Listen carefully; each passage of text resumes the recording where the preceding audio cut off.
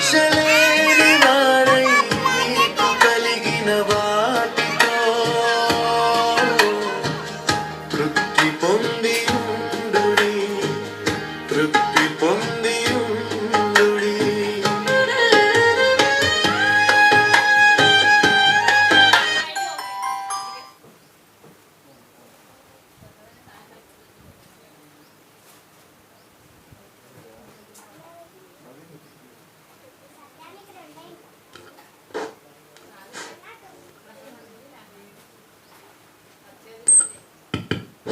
ముగింపు ప్రార్థన చేసుకుందాం. సర్వేశ్వర బాబు గారు ముగింపు ప్రార్థన చేస్తారు.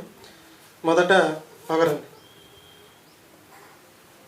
ప్రసాద్ బైబిల్ గొప్పతనని చెప్పాడు. రాజేష్ దేవుడి సృష్టి గొప్పతనని చెప్పాడు. కృష్ణ మన ప్రవర్తన ఎలా ఉండాలనేది చెప్పాడు. ముగింపు ప్రార్థన చేసుకుందాం.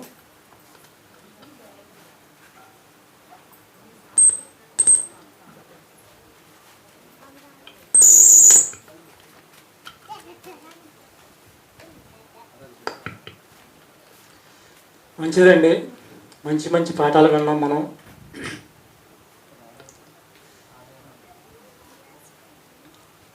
దేవుడు మనల్ని 6 దినాలు కష్టపడి పనిచేసుకొని 7వ దినాన మనల్ని ఇక్కడికి వచ్చి దేవుడు మనం నమ్ముకున్న దేవుడిని ఆరాధించి ఆత్మబలాన్ని పొందుకొని చక్కని క్రమం అండి ఇది.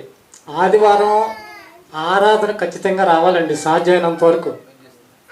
బైబిల్లో చాలా మంచి మంచి మాటలు రాశాడండి దేవుడు. ప్రతి మాట కూడా ఇప్పుడు మనం పాఠంలో విన్నాం. ప్రతిదీ రిటైర్మెంట్ అనేది ఎక్కడి నుంచి వచ్చింది?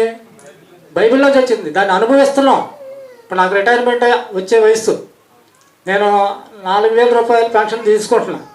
ఇప్పుడు నాకు అర్థమైంది ఇది దేవుడు ఇచ్చిన ఆనాటి ప్రణాళిక ఈనాడు నా పక్షం నెరవేరుతుంది. ఇలా రిటైర్మెంట్ అయిన తర్వాత పెన్షన్ తీసుకునే వాళ్ళు ఎంతమందికి తెలుసు ఈ విషయం? చాలామందికి తెలియదు. బైబిల్లో అన్ని విషయాలు ఉన్నాయండి. బైబిల్లో ఇంకో మాట ఉంది, మీరు 6 సంవత్సరాలు పంట పండించుకోండి ఈ భూమిని, 7వ సంవత్సరం వదిలేయమన్నాడు. ఈ పక్కవాని సరిహద్దు రాయి కూడా అంటుకోవద్దు అన్నాడండి. ఇటువంటి మాటలు చాలా ఉన్నాయండి. ఇదివరకు మన పితరులు 10 మందిని సంతానాన్ని కనేవాళ్ళండి. కనేవాళ్ళ 10 మంది, 15 మంది, 9 మంది, 8 మంది, మేమైతే 4. ఇప్పుడు 2. ఆ 2 బయటికి రావడానికి బ్రహ్మాండం అయిపోతుంది.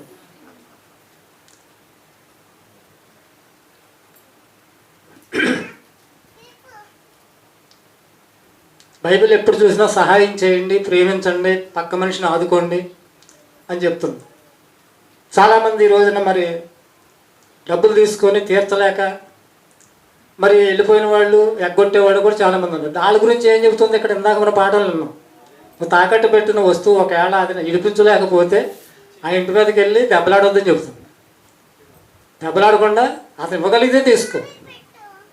బైబిల్ ప్రకారంగా మనం ఏదైనా సహాయం చేస్తేనండి అది మనం ఇస్తే ఇస్తాడు, తిరిగి లేకపోతే లేదన్నట్టుగానే చేయాలండి. అది మనకు వచ్చేస్తుంది, అతను నాకు వడ్డీ ఇస్తాడు, అసలు ఇస్తాడని ఆశ పెట్టుకోవద్దు. మీకు చేతనైనంత సహాయం చేయండి. అతను తిరిగి ఇవ్వలేకపోతే వదిలేయండి. అలాగనే రాజేష్ కూడా చేపల గురించి, బల్లిల గురించి, మిడతల గురించి, కుందేళ్ళ గురించి, ఈ 4 గురించి కూడా దేవుడు బైబిల్లో రాయించాడంటే ఈ 4 జంతువులు జీవాలను బట్టి మనకు నేర్పించవలసిన పాఠాలు ఉన్నాయి. మనం విన్నాము. ఇప్పుడు కూడా కొన్ని విషయాలు మనం నేర్చుకున్నామండి. ఎలా బ్రతికినా రక్షణ పోదా? ఖచ్చితంగా పోద్ది. ఏంటి బోధ అంతా ఎందుకు, ఈ ప్రయాసం ఎందుకు? 10 ఆదివారం ఈ ఎండల్లో వచ్చి ఇక్కడ కూర్చొని ఎంటుంది దేనికి? ఎలా బతికితే అలా బతకటానికి కాదు. ఇష్టానుసారంగా బతికితే రక్షణ పోతుంది. ఇశ్రాయేలు ఇష్టానుసారంగా దేవుళ్ళలోకి వచ్చి యేసు రక్తాన్ని, గొర్రెపిల్ల రక్తాన్ని ఆశ్రయించుకోవడం వాళ్ళు తప్పిపోయిన పరిస్థితులు ఉన్నాయి. తప్పిపోకుండా ఉండాలంటే మనం విన్న వాక్య ప్రకారంగానే బ్రతకాలి. అలా బ్రతికితేనే మనకి పరలోకం. మంచి మాటలు మనం విన్నామండి. ప్రార్థన చేసుకుందాం. మహాపరిశుద్ధుడు అయిన తండ్రి, మీకు వందనాలు, స్తోత్రాలు నాయన. ఎప్పటి వరకు నువ్వు రాయించిన నాయన పరిశుద్ధ గ్రంథంలోంచి మీ పిల్లలు అనేకమైన మాటలు మాకు చెప్పారు తండ్రి. ఆ మాటల్లో ఉన్న జ్ఞానాన్ని మేము అన్వయం చేసుకుని మా హృదయంలో భద్రపరుచుకుని నీ అందు భయముతో కూడిన భక్తి కలిగి నీ కొరకు మేమందరం బ్రతకాలి తండ్రి. బ్రతికి పరలోకం చేరే భాగ్యం ఇక్కడున్న ప్రతి ఒక్కరికి దయచేయమని ఈ ప్రార్థన యేసుక్రీస్తు వారి శ్రేష్టమైన నామములో ఈ ప్రార్థన మనవులు మీకు సమర్పించుకుంటున్నాము తండ్రి.